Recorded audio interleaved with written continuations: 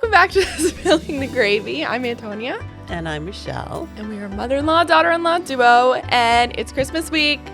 Woo! Christmas week. Buon Natale. Merry Christmas. Cheers for Merry Christmas. Cheers for Merry Christmas. Notice there's no wine because it's actually early in the morning. Not that we wouldn't have wine. I can't drink this. I'm going to pretend I did. It's way too hot. Welcome to today's episode. We're on episode 13. Lucky 13. Lucky 13. And today we're going to be talking about baking, our holiday bake-off. Not really a bake-off, but all the freaking cookies that this woman makes. We're going to be talking about all the pressures that come with this week. And we even have a top 5 Christmas cookie game that we'll play later on. All right. I don't know about this game, so I can be surprised with you. And in last episode saying it might be different because we had like these wild ideas that we would actually do this while we were baking. And then we realized we are so not at episode 13. We are not prepared yet to bring the show on the road. We're not qualified. Not only are we not qualified, there's too much chaos that happens when we're making cookies that it's just not going to be a very fun video for you guys to watch. We'll take the show on the road another time, but not yet. I took some videos, so I'm going to insert them. I don't even know what you took. As we're talking about it. We're not promising that either. They'll need my approval. But I guess then let's start with the cookies since we're starting talking about it. All right. So for me, making cookies, Christmas cookies, and I know Christmas cookies are different to different people. It's whatever you grew up with, what's in your family. You know, some people it's very traditional where they have like the cookie press and they're decorated sugar cookies. Oh, yes. Yeah. My nanny has that. That's not what I have it upstairs, we do. Actually. I kind of do like my mom always did it, and she learned recipes from her aunts, and it sort of started from there. And then I added different cookies through the years. So when my mom did it, I would go and I would help. Well, obviously, when I lived there, we did it together. When I moved out, then I would go there and I would help her. And then eventually I sort of took it over, and then she would be helping me. And now it's continued to evolve. Now she mostly watches, and Antonia helps me. But she does help. Just because she's going to get mad when she sees it. She does help. There's like one in particular, the crescent cookies. We'll talk about the cookies later.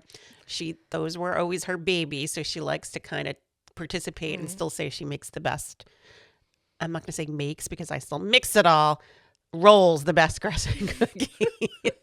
But I think it's just evolved through the years, and it's whatever everyone makes of it. So for me, part of the holidays is you have to bake the Christmas cookies. Yes, this is like a huge thing. And that's why I keep calling it a holiday bake-off, because you guys, I mean, some of you may understand who received the cookies, but most of you guys might not know the quantities in which this woman makes cookies. She might as well have a whole bakery going on. So this also becomes a whole debate every year, because then they all start eating them after I make them, and I start yelling not to eat the cookies. And they're all like, why are you making cookies if we can't eat them?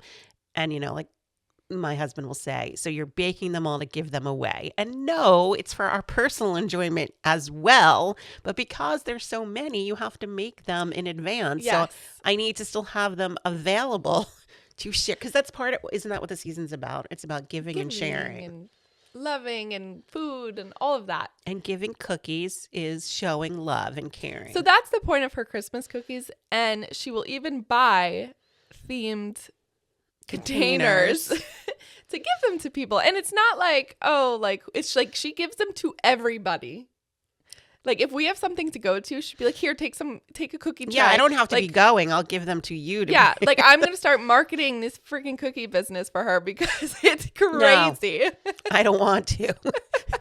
And what's funny is I don't love to bake. You know this. Like I would rather cook than bake. I would rather cook than bake.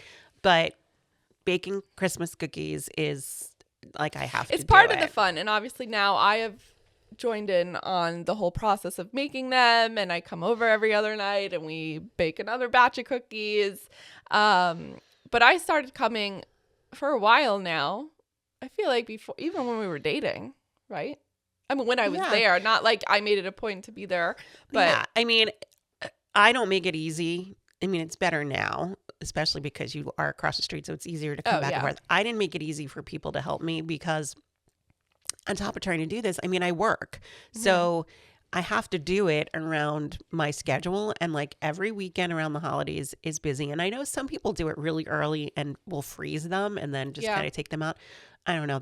I just don't have the mental capacity for that. So to me, it's part of that month of December stress where I have to do everything else. The cookies are part of that stress. So there were times when I was basically doing them on my own. I would be baking till like 2:00 in the morning and then like staying up because I'd have to cool before I could put them away. Because, I mean, we'll get into it, but they're not just chocolate chip cookies. Then once they cool off, you have to frost them. You have to put sprinkles on them. You have to put powdered sugar. Like, there's different steps in the process. So it's not like you put them in the oven, they're done, you let them cool, you put them in a box the next morning.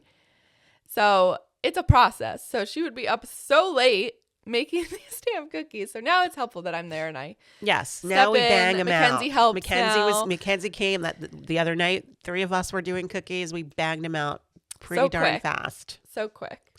But the start of this process, what date did we begin this year? We banged them all out. I feel like in almost in a week, which is unusual. We started on the 13th. I think the 13th actually. We did the 14th. Oh, I did the magic cookie bars by myself first. So I probably started like the 11th. Yeah. So we start on the 11th. And we won't be, well, hopefully tonight or tomorrow we'll finish because we're not finished yet. Well, again, by the time you're watching this, I'll be finished. Yes. But yes. You guys already have cookie box in hand. Exactly. But yeah, so it's a long process. And then whatever day we pick is a different cookie. So she started with the magic cookie bars, which she did on her own because it's kind of, there's not much to help out with that. You just kind of layer them. They're a bar cookie, so it's... Yeah. So that one is you. But then after the magic cookie bars, we did chocolate chips. No, you did the shortbreads. Oh, I did the shortbread alone this year too. What are in your magic cookie bars? You don't have to give your recipe away, but... It's coconut, chocolatey, graham cracker goodness. Yummy. I don't Walnuts. Like them. She doesn't like them because there's nuts. And then we have shortbread sprinkle cookie, shortbread, which you just added this in like not too many years ago. Yeah, maybe 4 years ago. Which these are really good, and they're dipped halfway in chocolate. They got sprinkles, and those you have to freeze the dough. So those before. Usually you have to take a little bit of time to do. Then after that we did the oatmeal chocolate chip cookies. Then your favorite. These are so fucking good. These are the ricotta cookies. And then the crescent cookies. Crescent walnut cookies. And I know a lot of people do those with almonds, but that's the way my mom did them with walnuts, and that's the way I do them with walnuts. And so... And then we're going to... Are those like an Italian style cookie? The crescents? Yeah. I know the ricotta cookies are. Ricotta definitely are. You see them all over. So I've seen I think they call them Mexican wedding cookies that are a version of that. I think it crosses nationalities. People have some version of those. Oh, see, I had no idea. I would almost think they're almost like a Nordic sort of cookie. I don't know. I'm totally guessing. I have no idea. There are family cookies in what we have. And then, there's usually 5 staples. And like she said, the shortbread wasn't a staple. I kind of mix in things. There used to be another chocolate one I did that was a staple. I'm now trying, because I have someone close to me that doesn't like nut. A lot of these have nuts. There used to be like a nut thumbprint cookie. I'm not making those anymore. I'm trying to make them so that the nut-free people, the majority, will eat more.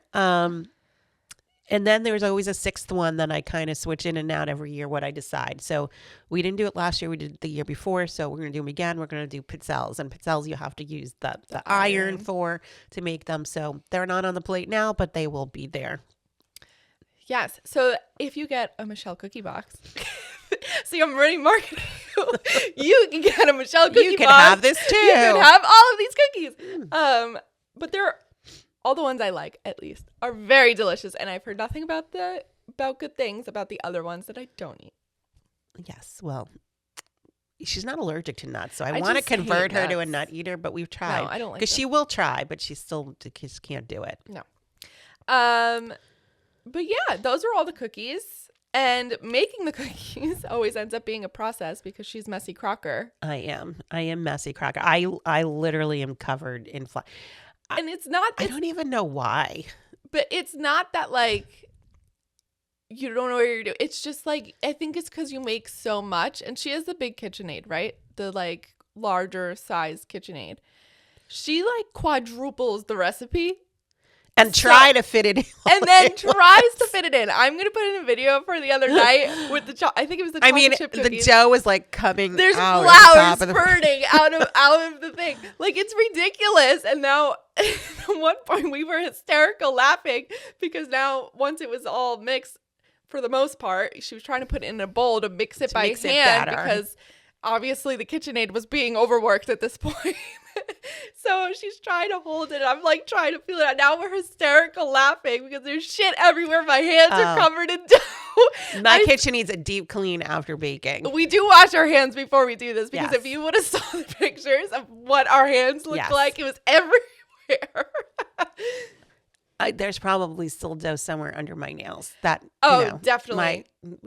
Sally, when I go get my manicure, will be like digging cookie dough out Flour from and underneath. cookie dough out of your nails. But it's all love. We're all mixed in with And love. it's so much fun. It's so much fun to sit there and make the cookies. And you sit and talk and whatever. And now we're laughing. And like, I'm horrendous at making these crescent cookies. She's not. The first year she was. The first year. I don't know what was wrong with my hands the first year. So the dough is like almost kind of like greasy. Like it's very buttery. Yeah, so when you like roll it. So it's not supposed to stick to your hands. The first year I made them, there was dough all over my hands. Why they were sticking to my hands, I have no idea. I feel like it has to do with my clammy palms sometimes. It was your nervous first crescent cookie making experience. So I'm sure that's why that happened the first time. But I just don't make a very good crescent shape. It's not about, so Grammy will argue and say it has to be the perfect shape. I disagree. There were years where when I was doing it by myself and it was 1:00 in the morning and I was pressed for time, I would make them into balls. And I'm like, I do not have time to roll these into crescents. So there were times I would make some crescents because I haven't in years, but there were times when I was doing it alone, I would just make them in little balls and put them there because time was of the essence. I don't think any of it, because like I said, I am not a baker, and I've seen people who make perfect, looks like it should be in a bakery window cookie. Mm-hmm. That is not me. I am not about it looking perfect. I want it to taste perfect. I want it to taste delicious. Good. But I like, even they're like the regatta cookies. Like, yeah, they're little round scoops of joy, but I don't care if they're like perfectly with the sugar on top. And when I do the magic cookie bars and I cut them, it's never that they're all the perfect, exact size. Some are bigger than others. So to me, it's not about them looking perfect. Yes, I don't want them to look disgusting and you want them to be enticing to eat, but they don't like, even if we look at the shortbread, because I have to roll the dough. These are probably all from the same batch, and my example is not going to be great. But yes, look at the difference in size. Because I have to roll them into logs, and of course, because I'm always like rolling them, so they taste good. And yes, I will eat these. Don't worry, because I handled them. But that's why she gave them to me. So it's not necessarily about looking perfect to me. It's about I'm baking them because I love doing it. You all know, and you're probably sick of hearing me say it. It's about the tradition of it. And that's what's important to me. I mean, you can't say you don't care how they look. Well, yes, burnt ones are out. No, not even burnt ones. There's ones that are like ugly shapes. You're like, here, you guys can eat. You can eat those the ugly are the ones the family can eat. And he goes, no, I need the good ones for the box. So yes, I care somewhat, but like look with the crescent, they don't all have to be like they don't have to be clones of each other. They're not all going to be perfect. This is like a science project too, because for the past I'm few bad years, at science. And this is why she doesn't like baking, because it's so like technical. Like if you have a little bit more of something or something, cooking's so much more forgiving than baking. Yes, exactly. But the chocolate chip cookies have been giving us an issue for the past like 3 years. I want to say. where the dough, when it was baking, was spreading and getting like so thin. And I was reading like everything I could to We try to figure it tried out. so many different ways to like figure out why they were spreading. And mind you, this is a recipe that I had used probably for 20 years. Yeah, and it's never happened until like the last few years. So then she had gotten a new oven at some point in their kitchen, and their oven in their kitchen is like what is it called? The wall oven. Oh, it's a wall oven. So it's a lot smaller than her oven in the basement because yes, there's 2 ovens and like 4 fridges. But the oven in the basement is a normal like standard range oven. So I said maybe it's because the heat is like not circulating right downstairs and upstairs, but then like some of the cookies were still spreading upstairs, but not all of them. But the ones downstairs were really spreading. So I thought it had to do with the heat of the oven. But then I think we figured it out this year. I think we did. I think it's the damn KitchenAid. So the KitchenAid, we've noticed, is not mixing the dough enough for it to get the butter at the bottom to like circulate Right, it's throughout. not So there's consistently sometimes mixing. clumps of butter in some of those end batch of cookies. And like, yes, usually you do pour the dough into another bowl and to give it another like little mix, which you really had to do this year because we figured out that's what the issue was. Right. But I think what I was doing and they're like, we don't care how you did it. We care about what the end result. But I think that I was also trying to split the recipe in the KitchenAid because it didn't fit. And then I thought, well, maybe that was the issue. And I think because I was splitting it, I thought it was mixing it well. So I really wasn't mixing it a lot then by hand. I was just letting it go. Anyway, they worked this year. The cookies, they didn't spread. Because we had a hand mix too. And the end of the story is going to end with me with a new KitchenAid because I think it's time for a new one. She and tells us on December 17th, I need a new KitchenAid. Well, we all bought you gifts already, so it's going to have to wait till next year. So for next year, these will be made in a new KitchenAid. But yeah, I think that. So yes, it's very frustrating when things go wrong. There was 1 year I was coming up the stairs because like we said, there's an oven downstairs, oven upstairs.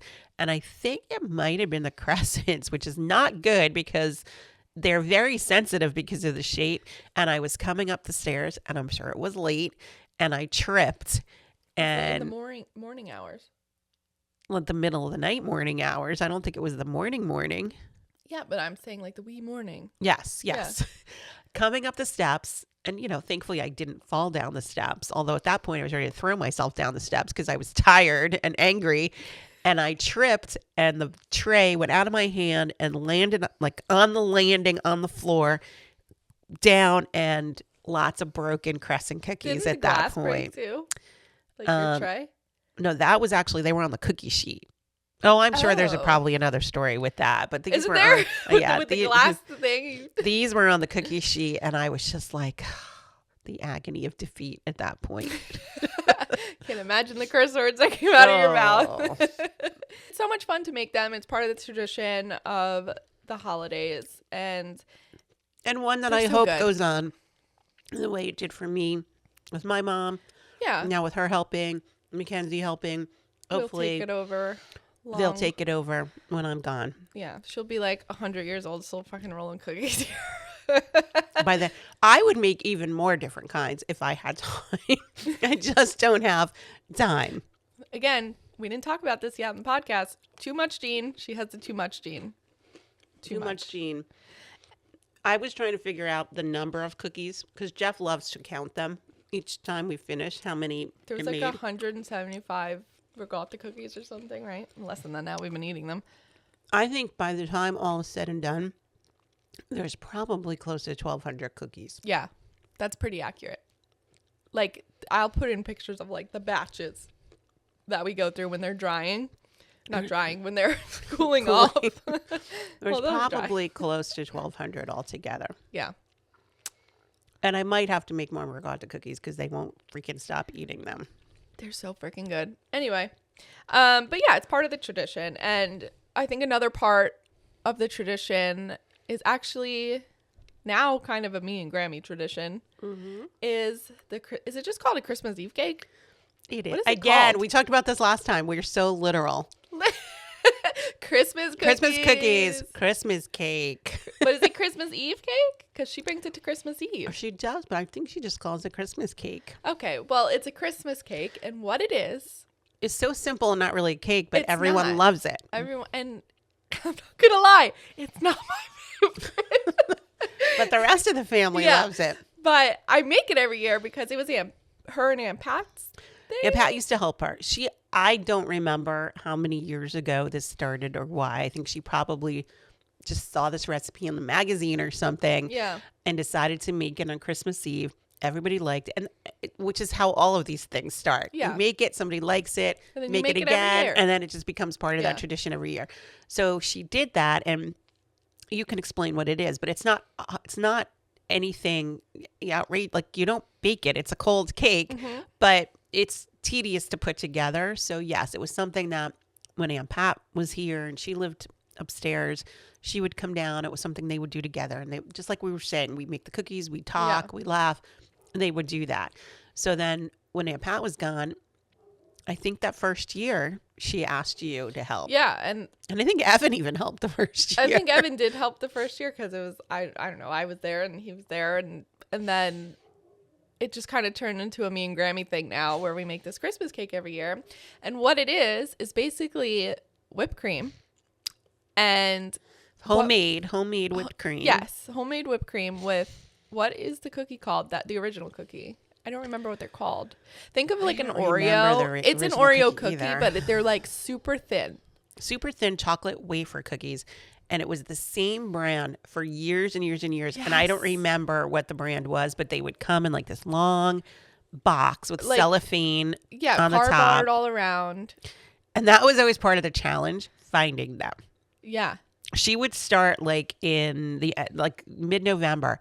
Can you start looking to see if they have the chocolate cookies for the Christmas cake? Can you start looking? Like, we'd have to start looking because she would buy a lot of boxes, and they're kind of expensive for cookies. Yeah. But how many would be broken? Because they're so thin that I guess during shipping and stuff, they crack and they break, and you need the full, it's Full a round round cookie. cookie, and they're pretty big. They're like this big. And then like half of them would be broken. So it's like finding a pack that doesn't have a lot of broken cookies, finding the pack to begin with. And then as of 2 years ago. 2 years ago, drama. Oh my God, the chaos. They don't make them anymore. Oh, Granny They're was gone. so upset. They do not make these cookies anymore. I'll put a picture of what they are because I can't remember the name of it right now.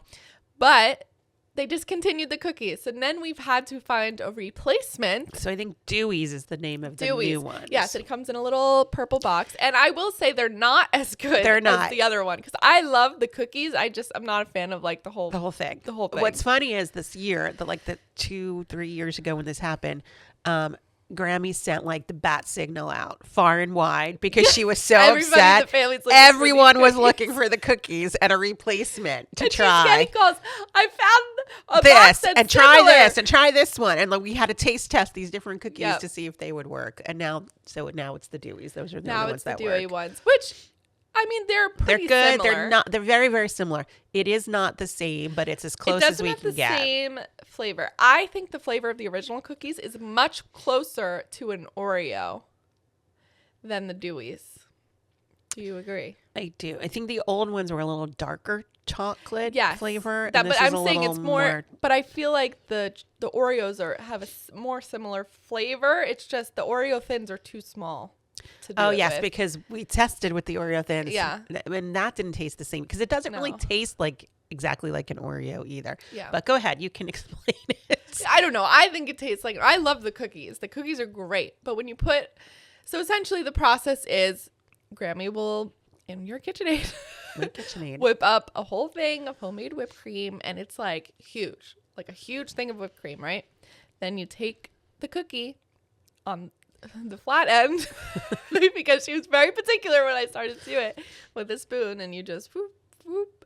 And then you get another cookie and you put it behind it. You're And building you a go bridge. So it's a very tedious thing. And we do about 4 rows, like 4 rows across. And they're pretty long. I would say the cake's probably the size of the table at some point. Like, Oh, definitely. so it's a pretty big cake. So it takes a while. And after we're done with all the layers, then we put whipped cream all on top. So it's just a big whipped cream pile, basically. And then you sprinkle the broken cookies, like all like chopped up, and sprinkle them all over the top. And that's the Christmas cake. And everyone loves it. It's expected for it to come. So she brings it to Christmas Eve. I'm not even there. No, but the leftovers come back for Christmas Day. Yeah. So a very long time from now, when Grammy's not here, you're going to have to continue to Yep. make the Christmas Eve But who cake. am I? I'm going And you're to gonna have to to like give it to hand Alicia. it to somebody. I'll be like, here, Alicia, take this cake. Because we obviously have talked about this a lot the last episode, I think, that we go to the Calendrillos for Christmas, and this is a Maglio side cake. So Yes. Maybe you'll have to make a small version for the Calendrillo side someday. yes. Yeah, that's true. So since we're talking about all these different kinds of cookies that you make, I wanted to see if you can guess the top 5 cookies in the USA. So For Christmas or for in general? yes, Christmas cookies. So can you guess the top 5 Christmas cookies in the USA? Pressure. Or what do you think it is? I would say sugar cookies number 1. False. Number 2. Oh, Sugar close. cookie number 2. Chocolate chip number 1. Nope. Is That's chocolate number chip 3. Oh. Come on. What's This is number easy. 1? Gingerbread number 1. Gingerbread number 1. Number 1 cookie in America, gingerbread. Fun fact, I love gingerbread theme for Christmas. I am not a gingerbread cookie fan. Oh, we didn't even talk about that. She's like obsessed with gingerbread. I love Decor. gingerbread decor, but not a gingerbread cookie fan. Weirdo. Okay, so we have Weirdo number that I am. 1, gingerbread cookies. Number 2, frosted sugar cookies. Number 3, chocolate chip cookies So the frosted was what I was talking about. I know a Yeah, lot of people make that you like those. decorate. Number 3 was chocolate chips. You said right. Yep. We have 2 more. 2 more. 4 and 5. Snickerdoodle. That's number 5. Snickerdoodle cookies. Ooh, What the heck is number 4? I actually make these. Peanut butter blossoms. That's number 4. Those are my favorite. I love those cookies. So out of all of those, I make 1 You don't make any. chocolate chip. But you make well, oatmeal chocolate chip chocolate oatmeal. chip. And you know why? So I'm going to go back to the cookies for a second. I'm also a weirdo because you will never see any of these cookies cross my oven or table any other month of the year No. other than December. If Well, it's a I mean, Christmas, honestly, good thing, because if you made those fucking regatta cookies, I would be fat. I would be like 8,000 pounds because I cannot stop eating them. she'd be one of those people who have to take the window out to get her out of the house. But I'm weird. Like people have asked me to make, I don't even remember who it was, wanted me to make like magic cookie bars for something. And I was like, that's a Christmas cookie. I'm very Particular. yes. So to me, so do we? Of course, we eat chocolate chips, and I make chocolate chips during the year, but they're not oatmeal chocolate chip. That's what differentiates. So yes, you will only see these. I mean, I feel like anybody new that's watching that's not a family has realized that she's a little bit kooky. At this point, if you haven't realized that, like she's very particular about things. Geniuses are cooking. What? I don't know. You didn't sing your song. Things me. Did I come Okay, up at with the one for end. today? I have to think of one for today. Merry Christmas, Merry Christmas. Chestnuts roasting on an open fire. How's that? Because it's food. Top 5. Top 5. So please cookies in send the US. us what your favorite Christmas cookies are. Tell us what your favorite Yeah. Christmas cookies are, what And you bake. For the family watching, I think you should rank which of Michelle's cookies are your favorite for the family who have tried them. Yeah, let us know. My top one is regatta, obviously. We know that. You know, we talked about the pressure of the cookies, and what it really comes down to, like this week, it's the final week leading up to the big day, is why I'm all crazed and I have flour all over and there's things and I'm up till 2:00 in the morning. And Jeff would say to me, why do you do this? Make less. Why do you have to make different kinds? Especially like when I say, oh, I have to make a 6th one. Why? You have 5 already. Why do you Yeah. need another one? Because I want to. That's when I turn into like the exorcist. And I'm hoping that there's other moms out there who get this, because to to the outside world who do not understand. They're like, you're doing this to yourself. Yeah. And yeah, I am to some degree. But to me, it's all about making it so special for everyone else. So it's not about the underlying pressure of it. To me, it would be worse if I didn't do it. And I know Yeah. that's so weird to understand. Like, you're making yourself crazy instead of just enjoying it. But the making myself crazy, to me, is part of the enjoyment. So you laugh at me because I'm doing like wrapping gifts in the middle of the night, or, you know, Christmas Eve, I'm still putting things together. So yeah, it's all hard and it's pressure. And maybe someday I'll be retired. Who am I kidding? I'm never going to be able to retire, but someday I'll be retired and I'll have more time and I'll start this. But in reality, that's just not me. Like, it's the pressure of everything. I thrive under pressure, but I also want it to just be a certain way. Yes. And I feel like moms can relate to that because you just try. I think they always have the pressure of like trying to make everything feel magical and like it's the most happy. You want it to be the happiest time of year for not only yourself, but everybody and your kids. So, you know, whether that's making 8 different kinds of cookies, you know, making sure we're doing something fun for the holidays, or, you know, hosting on top of that and just bringing everybody all together. It's a lot of pressure, but it's the point of doing it because it's supposed to make everybody else happy and you want to see everybody's and because smiling I want faces. to. I'm not doing it because I don't want to. I'm doing No, it because I yeah. want to. So yeah, it's my own form of hell week leading up to it, but I do love it. I love it. I do love it. It's shopping. It's finishing the cookies. It's, you know, this year I have, because every other year we switch whether I have Christmas Day. I do what I have to bring for Christmas Eve for that celebration. So it is a lot. And I don't think, and maybe it's not every man that doesn't understand, but I think it's harder for the men to understand why you do what you do and why you do it all. But it's important to me. Yeah. And I'm sure, like, I mean, obviously I don't have that much pressure now because, like, yeah, I still want to have a good Christmas morning with Evan and stuff, but I don't have kids. So it's not as much chaos. And I'm sure whenever I do have kids that I would probably end up being a crazy person as well, of like believing in Santa and like all those other pressures that come along with it, or the friggin' elf or something like that. So it's a lot. It's a good lot. I get myself more upset that I feel like we're spiraling to the end of the season. Like, I love the season. Says there's not enough time. There's not. Like, every weekend we have things, which I'm happy about because I want to have things. I think working is part of it. If I didn't have to work and I had more time during the week, it would be different. So maybe it will change later. But I always just feel like there's not enough time to enjoy everything I want. Yeah, I mean, because if you think about it, it's only like 4 weeks. It is, especially like this was the year where Thanksgiving was late. So it's really not fast. a lot of time, and especially when you're working on top of it. And I want to pack every moment of joy I can into these 4 weeks. But her problem is if she wasn't working, she would be making like 12 cookies. Yes, like, I would find another way. Again, too much Dean. She has the too much Dean. Too much. She would just keep doing everything to fill her days to add more pressure. More holiday joy for all. But obviously when you're working, you could do what you could do, and everything you do is amazing. So it all works out. It all fits in. It all works out. So yeah, is it pressure? So it's just stress. Will my husband never understand and say, you do too much? 30 years we're married and we still have the same argument.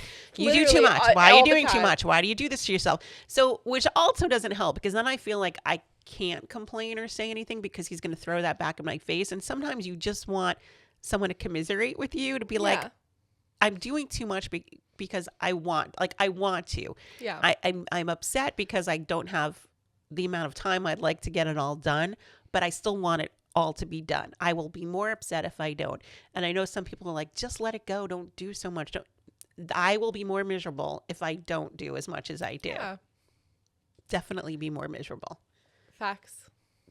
I love every little stressful last thing that I do. But she does turn into like a crazy person. Usually this week when you're watching, she's raging. Michelle is Michelling. Clean the house. We got to go to the store. We have to get this. I need to go to BJ's. I need to wrap presents. I need to watch a Christmas special. Yes, I have to. I don't have time to watch Christmas shows. Where am I going to fit that? I do that now while I'm wrapping. Yeah. So she finds a way to make it work. But I'm sure a lot of moms can relate to that. I guess if you want to picture Christmas here, think of like the Christmas Hallmark movies and the snow falling and the joy. It's the exact opposite here. I made a face. I was like, Hallmark movies here? So now picture the exact opposite of that, and that's here. It's chaos. It's a little bit of chaos. But fun. It's fun chaos. So we're talking about the pressure. We're talking about the chaos. What actually matters is not the gifts. It's not the actual cookies. It's the meaning behind all of it. It's the being together, which we are. We're together a lot during the holidays. That's meaningful to me. You all know, like there's certain things where you have to be there. I don't. So this is the part where like, I know they want to be, but it's, I think we had this conversation like a week or so ago. I don't even remember what it started from. And I was like, no, there's certain things where I get it. You have things to, it wasn't just even me and you. I think it was like the larger family conversation. And I was like, but there's certain things that I expect you to be at. Like you're not missing eggnog night for somebody else's Christmas party. Like you work around. I want you to be able to do it all because I want you to have your own things. But I just want to make sure that when we build our schedule, the things that are important to, which I think are important to everyone. Yeah. I mean, no, it's definitely important to me. And I mean, I didn't grow up with it, but well, kind of, but you know, I didn't grow up with it as a kid. So I would be like, hell no, we're not going to that Christmas party. We have eggnog night, which actually did happen this year where we got invited to. And I rescheduled. Exactly. But that's what my point is like, we make it work. It's not that you're like, no, it's this day. We're not changing, blah, blah, blah. Like, unless it was the absolute only day we could do it, then we wouldn't have gone. But we got invited to a Christmas party on the 19th, which is when we had scheduled the eggnog night to be. And so I don't know if me and Evan told you or whatever, like, can we do the 20th? Because we made it work. We got invited to a party and like we were figuring out everybody's schedules. To be able to do that. Yeah. And like, obviously we wanted to go. So being that the 20th worked, we're like, all right, we'll move eggnog night to the 20th. So that's what matters. Everybody having fun, being together and celebrating. Yes, exactly. So yes, there's a lot of pressures that you put on yourself to do all these things. But I think sometimes you just need to take a moment and be like, okay, well, I just need to show up. I need to put on my happy pants and make sure that my merry sweatshirt and make sure that I'm just present with my family. Yes. So what you've been asking me, like, okay, so what's dinner? Like, what do we need to do? What are the sides? What are you making for eggnog? Like, tell me how I can help, which you're wonderful by continuing to ask me that. And I keep saying, like, I'll let you know. She's like, stop talking to me. I had to finish because I take off like the last 2 weeks of the year from work. And I'm like, I really need to just get to that point where then I can figure it out. Like, I need to finish my work schedule and then I will start my planning for the last week of the year. And that's kind of the way I roll. I need to know the number of people that are coming so that I can at least get my, foods, plates, and because I'm not going to get the food until a few days before anyway. But then once I know how many people are coming, then I can set my menu and kind of go from there. So the other day she was getting really annoyed at me. I don't even remember what this is about. You weren't really annoyed, but you were ignoring me because you didn't want to answer my questions because I was asking her, like, what do you need? I'm going to help you, blah, blah, blah, blah. And she's like, leave me alone. Stop asking me questions. I don't have your answer. I will eventually have your answers. So yes, do I get stressed in the month of December? Absolutely. Do I love the month of December? You better believe it. Yeah. Because it's the most wonderful time of the year.